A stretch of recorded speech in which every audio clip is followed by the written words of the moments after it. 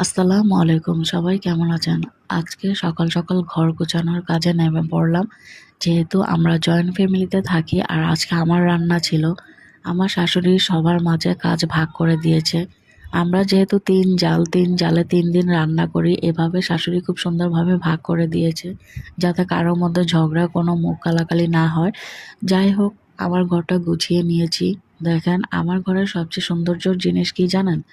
আমার ঘরের ২ পাশের ২ জানালার ২ বাইরের গুলোতে আম গাছ, তারপর সজনে গাছ, সুপারি গাছ, মাশাআল্লাহ অনেক গাছ। এগুলো আমার ঘরের জানালার বাইরের ভিউটা এবং আমার ঘরের সৌন্দর্যটা অনেক বেশি বাড়িয়ে তুলিয়েছে।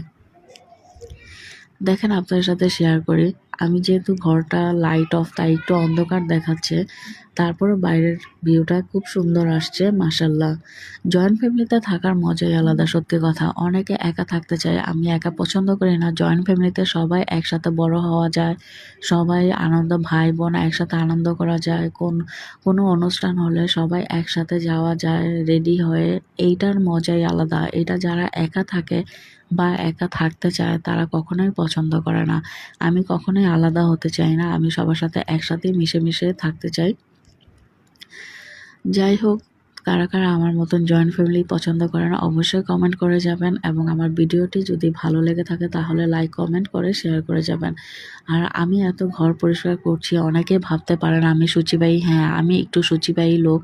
আমার পরিষ্কার পরিচ্ছন্নতা অনেক বেশি পছন্দ করি আমি। আমি এগুলোকে দেখেন খুব সুন্দর করে নিজের হাতে গুছিয়ে নিচ্ছি, গুছাচ্ছি, পরিষ্কার করছি, তাও ভাবছি একটা সময় যখন থাকবো না তখন এগুলো কে পরিষ্কার করবে এত সুন্দরভাবে, এটাও ভাবছি। যাই হোক, পরিষ্কার পরিচ্ছন্নতা হচ্ছে নিজের কাছে পুরোটাই। তারপর আমি আমার ঘর গুছিয়ে ড্রয়িং রুমে চলে যাব। ড্রয়িং রুমটা দেখেন, আমার যেহেতু জালের ছোট ছোট বাচ্চা আছে, ওরা একটু অগোছালো করে রাখে, তাই একটু গুছিয়ে তারপর আমি ডাইনিং রুমে চলে যাব। ডাইনিং রুমে আমাদের দেখেন, আমাদের বাড়ির বাইরের দিকটা কতটা খোলামেলা, মানে বাচ্চাদের খেলার মতন জায়গা আছে।